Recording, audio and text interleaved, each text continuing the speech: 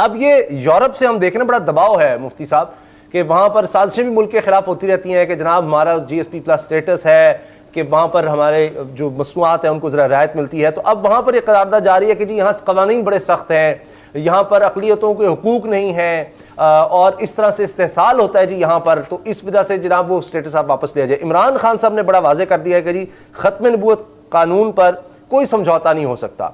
इसके साथ साथ ये भी है कि नामूस रिसालत के हवाले से कोई समझौता नहीं होगा।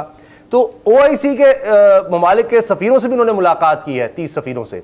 तो आपको लगता है उनकी बेहतरीन स्ट्रेटेजी है ये बयानात इस वक्त अभी आ जाना बड़ा वाज़ेह है कि जी आप जो मर्जी कर लें, करारदादें आप लें, हम पर आप दबाव डाल लें, इस तरह नहीं चलेगा?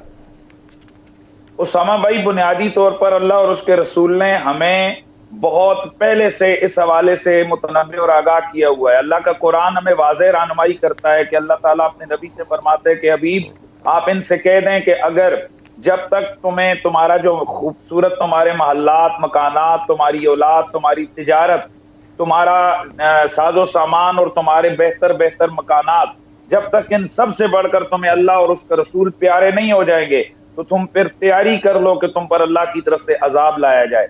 तो ये अल्लाह ताला ने तो हमें पहले से कुरान में हुक्म दिया हुआ है कि हम तिजारत से बढ़कर, माल दौलत से बढ़कर, अपने मकानात से बढ़कर हम अपने नबी से जब तक प्यार न करें तो हम कामिल मोमिन ही नहीं है।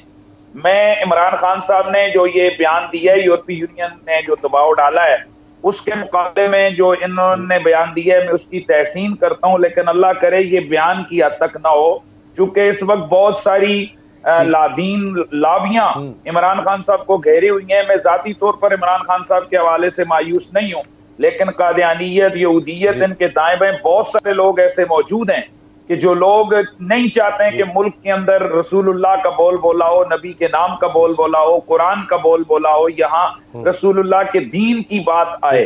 तो बाहर हमें उम्मीद रखनी चाहिए, ये किसी के खिलाफ बदगुमानी नहीं करनी चाहिए। कम अज कम मेरी एक आदत है कि मैं बुरे को बुरा और अच्छे को अच्छा कहने की बहुत ज्यादा जुर्रत रखता हूँ। तो इमरान खान साहब ने ये जो कहा है, अल्लाह ताला इनको जज़ा अता करे, लेकिन अल्लाह करे ये इस पर कायम रहें, क्योंकि उनके यू टर्न बहुत ज्यादा मशहूर हैं। अगर इसमें भी उन्होंने यू टर्न ले लिया तो फिर मुल्क का कोई बचेगा नहीं। मैं एक बात मुख्तसर से मैं अर्ज करके बात को खत्म करता हूँ कि ये हमेशा से आप कुरून उला से आप देखें कि जो कुफार हैं वो हमारी नमाज से, हमारी दाढ़ियों से, हमारी पगड़ियों से, हमारी तिलावतों से, हमारे लंबे चौड़े जुब्बों कुब्बों से नहीं डरते हैं। अगर कुफार और मुशरिकीन और लादीन कुव्वतें अगर वो डरती हैं तो वो मुसलमान के जज्बे इश्क रसूल से डरती हैं, मुसलमान के हुब्बे रिसालत मआब के जज्बे से डरती हैं। तो पाकिस्तान के अंदर जो 295 सीट का कानून है, अल्लाह की कसम ये मुसलमानों की गैरत वाला कानून है। गो के इस पर अमल दरामद हमारी अदालतों ने आज तक नहीं किया है, लेकिन फिर भी आलम कुफर इस हवाले से नाला है कि भाई क्यों मुसलमान अपने नबी से इतनी गैर मोहब्बत और बेपनाह प्यार का इन्होंने कानून यहाँ बनाया हुआ है। लेकिन इसमें ये बात जहन में रहे कि कौमें हमेशा नजरियों पर जिंदा रहती हैं। कौमें ये नहीं देखती हैं कि कौन कितना अमीर है, कितना गरीब है, मेरी कहाँ पाबंदी लगेगी, क्या होगा। अल्लाह करेगा अगर ये यहाँ गैरत दिखाएंगे, अगर यूरोप के साथ $3 अरब का मामला है, अल्लाह जमीन के खजाने उंडेल देगा, अल्लाह इन्हें $10 अरब अता कर देगा, ऐसी कोई बात नहीं। बहुत शुक्रिया, बहुत बहुत शुक्रिया मुफ्ती मोहम्मद हनीफ कुरैशी साहब, आपने हमें वक्त दिया।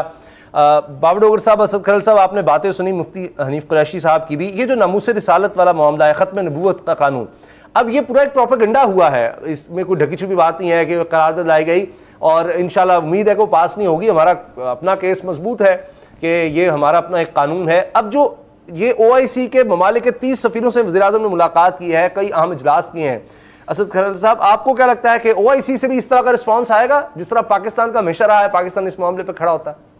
काश OIC का इस तरह का रिस्पॉन्स आ जाएगा। देखें 30 इस्लामी मालिक के सुफरा जो है उनके से मुलाकात की है और वज़ीर-ए-आज़म ने इसी बात पे जोर किया है कि जिस तरह तौहीन रिसालत के हवाले से पाकिस्तान मुकदमा लड़ा है, मैंने जिस तरह इस्लामी जो हुक्मरान है उनको ख़त लिखे, मैंने अक़वाम मुत्तहिदा में जिस तरह बात की, बाकी जो ममालिक हैं और उनके सफ़ीरों को भी इस हवाले से अपना जो है अब जो आगे आना चाहिए, ताकि यूरोपीय ममालिक के ऊपर जॉइंटली हम जब तक दबाव नहीं डालेंगे, तमाम इस्लामी मुल्क जो 1.5 अरब उनको बताया जाए कि 50 से ज़ायद इस्लामी ममालिक हैं और 1.5 अरब से ज़ायद मुसलमान जो हैं, अगर आप तौहीन रिसालत सल्लल्लाहु अलैहि वसल्लम अगर करेंगे तो वो उनके दिल दुखेंगे, वो उनके जज्बात जो है वो आउट ऑफ कंट्रोल होंगे। लिहाजा जब तक इस चीज़ का तमाम मिलकर यूनानिमसली एक नहीं उनके ऊपर दबाव डालते, उस वक्त तक इस तरह की वो नापाक जसारतें करते रहेंगे। बाकी उन्होंने ये बात बिल्कुल अटल, उन्होंने कहा कि जीपीएस का स्टेटस अलहदा से मामला है, उसको इसके साथ नहीं जोड़ा जा सकता और ना ही हम उस स्टेटस लेने के लिए इस चीज़ के ऊपर कोई समझौता कर सकते हैं। तो बहरहाल ये एक बड़ी उनका एक बोल्ड स्टांस आया है और उसके बाद उन्होंने अपनी पार्टी रहनुमाओं से भी मुलाकात की है, उसके अंदर भी उसी अज़म को दोहराया उन्होंने। सही, ठीक। बाबर डोगर साहब, ब्रेक से पहले आपसे भी ये बड़ा वाज़ेह, बड़ा दो टोक मौक़िफ़ आ गया कि ख़त्म नबूवत पर कोई समझौता कानून पर नहीं हो सकता, कि अगर हम पे कोई बाहर की मुल्क यानी यूरोपीय यूनियन दर्जनों ममालिक मिलकर भी, चाहे अक़वाम मुत्तहिदा मिलकर भी दबाव डालना चाहे, इस पर हम नहीं कुछ कर सकते। लेकिन OIC के ममालिक को तो, इस्लामी ममालिक को तो पाकिस्तान के साथ खड़ा होना चाहिए। ये किसी एक मुल्क का मामला तो नहीं है। बिल्कुल उसामा साहब, ये खाली पाकिस्तान का इशू नहीं है, ये तमाम इस्लामी ममालिक का इशू है, उनका जॉइंट इशू है। अगर कोई अपने आप को इस्लामी मुल्क कहता है तो उसकी असास ही जो है वो ये है कि नबी पाक सल्लल्लाहु अलैहि वसल्लम अल्लाह ताला के आखिरी नबी हैं और उनकी नामूस की खातिर हम अपनी जान भी दे सकते हैं। तो ये तो हमारे ईमान का हिस्सा है और अगर किसी इस्लामी मुल्क को इस चीज़ को नहीं मानता तो वो फिर इस्लामी मुल्क है ही नहीं है, फिर उसको हम इस्लामी मुल्क का स्टेटस दे ही नहीं सकते। तो असल चीज़ ये है कि उनके अंदर अवेयरनेस क्रिएट करना, उनको बताना कि किस तरह से, और फिर जब तक OIC का प्लेटफॉर्म जो है इस पे कंसेंसस के साथ आपके साथ नहीं चलता, उसामा साहब खाली पाकिस्तान कितना शोर मचा लेगा, कितना यूरोप के साथ उलझ लेगा, कितना लड़ लेगा, ये अल्टीमेटली जब तक इस्लामी ममालिक आपके साथ नहीं चलेंगे उस वक्त तक आपकी आवाज़ नहीं सुनी जाएगी। बल एक चीज़ तो जो काबिल इत्मीनान ये है कि पाकिस्तान की गवर्नमेंट वो पहली गवर्नमेंट है जो इस पे आवाज़ बाज़ाब्ता तौर पर आवाज़ उठा रही है।